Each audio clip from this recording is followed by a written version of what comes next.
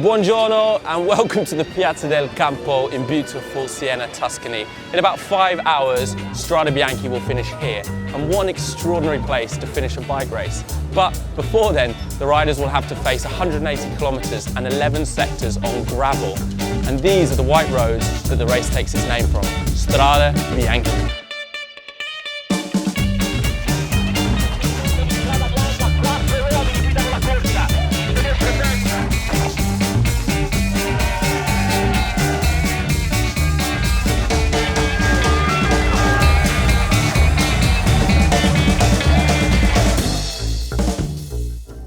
Strade Bianche is the coolest professional bike race in the world.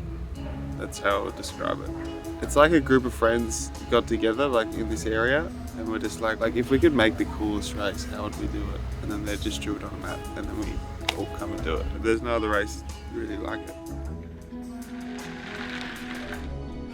I have a really bad experience every year. One crash, flat tires, not feeling good, and Strade Bianche is like that. You train months and months, and then after 20k you find the first climb really hard. If it's not your day, you can say hi to Strade Bianche. Grinta is so you have to close the come on. If you fall down, if you crash, if you have a flat tire, you always have the right grinta to come back to the race, because I have so many bad experiences in the past. This year I say, this year has to change something. I don't want to finish the race in the car, or I just want to arrive in Siena and say I gave my 110, because in this cycling 100% is not enough. You have to add that 10% of grinta.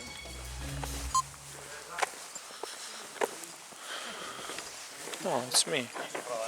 Ciao. Ciao. Ciao, Alberto.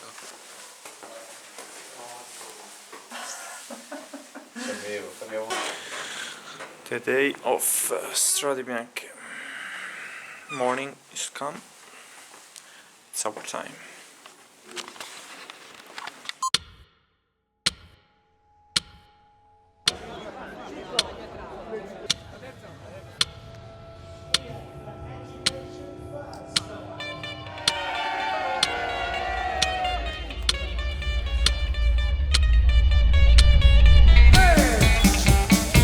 So the riders are setting off behind me, now it's time to go and chase the race.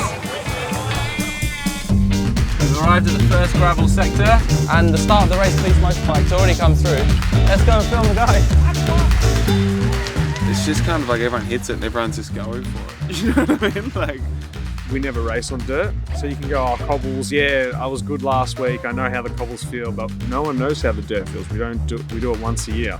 Dirt's a different ballgame, and we just all do our best. So you just kind of throw it in there and you do what you think's right and hope it works out, but it very well couldn't. So I think the fact that there's only one of these races a year, it's kind of hard to plan too much ahead. You've just kind of got to come in with an open mind, you know? And there goes the end of the race. As you can see, it's pretty dusty.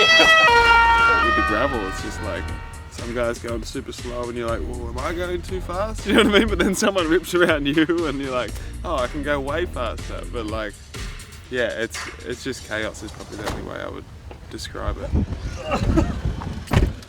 Oh, well, that segment was absolute chaos, but Simon Clarke was looking very strong in the lead chase group. Education first, 71 Bettiol, 73 Clarke. 86. Good.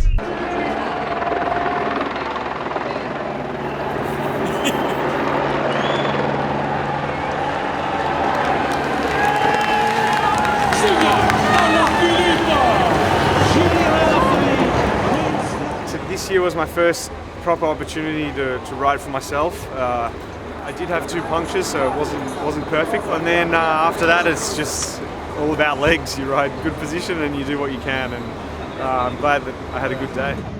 I grew up in Melbourne on dirt roads, so I rode them my whole childhood. And it kind of feels like home racing here. Top 10 was my goal, and then once I knew I was in the top 10 on the road, I just did the best result I could.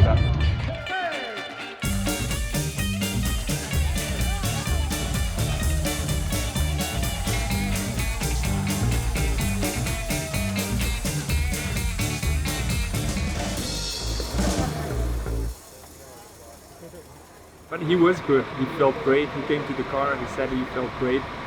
And then it came from out of nothing. So there's a big chance.